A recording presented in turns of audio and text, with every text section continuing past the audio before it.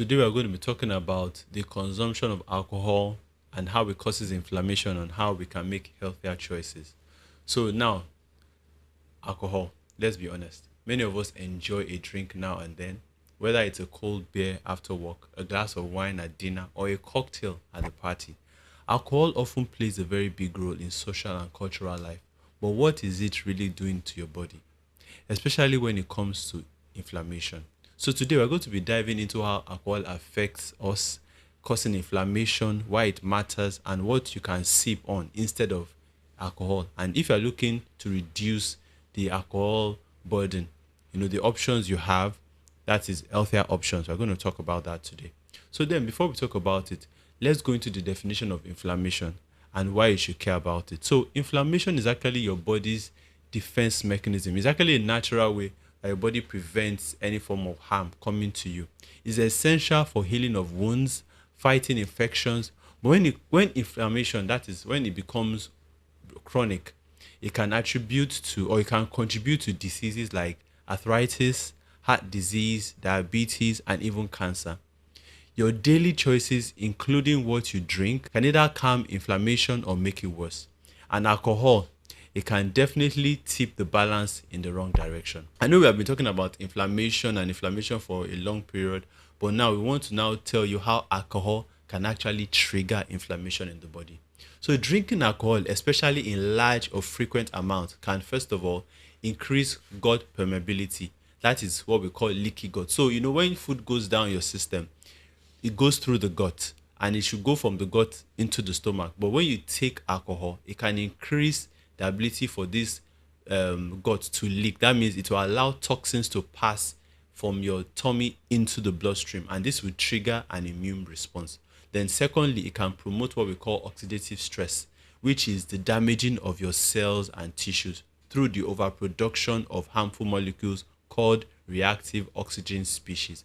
Then the third thing is that it disrupts the balance of your gut microbe. So we have what we call the microbe, which plays a major role like regulating inflammation. So when you take a high consumption of alcohol, this would cause an imbalance in the microbes that help with digestion. Then of course it can overload the liver, making it harder for your body to detoxify and manage inflammation effectively. So now, more specifically, alcohol consumption can actually lead to release of inflammatory substances such as number one, cytokinins like TNF alpha, IL-6 and IL-1 beta. These are clinical messengers that promote systemic inflammation. Then we have the C-reactive protein, which is called the CRP for short. It's a marker of inflammation that rises in response to increased alcohol intake. Then we have the endotoxins. Now, when you take alcohol, this increases gut permeability. Then bacteria from the gut can leak into the bloodstream. This triggers the immune system to release even more pro-inflammatory cytokinins. Even moderate drinking can cause low-grade inflammation in some people, particularly if there is an existing condition like an autoimmune disease or gut issue. So you've heard that red wine is a heart-healthy alcohol because it contains this antioxidant called resveratrol. While this is true that red wine has many beneficial compounds, the alcohol in it itself can still promote inflammation. Now, the benefits of wine are often overstated, and you can actually get those antioxidants from your consumption of your grapes, your berries, your dark colored fruits without having to ingest alcohol. So now we have our Nigerian alcoholic drinks, and we're going to now talk about how these local drinks can actually impact on our health. So in Nigeria, we have a lot of local beverages that range from the beers, the spirits, to the local brewed ones like your palm wine, your ogogoro, that's a local term, and your burukutu.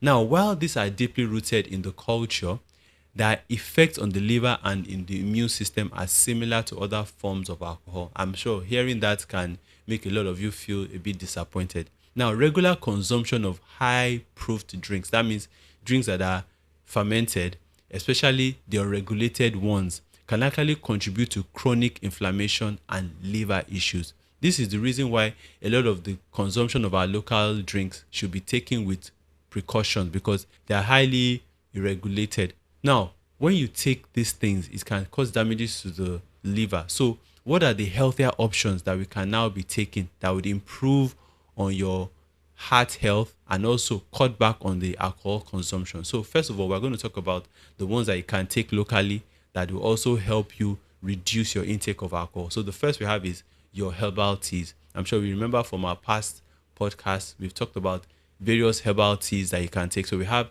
the Zobo, which is actually rich in antioxidants and can be served hot or cold. Then if you are not a fan of herbal teas, you can take what we call infused waters.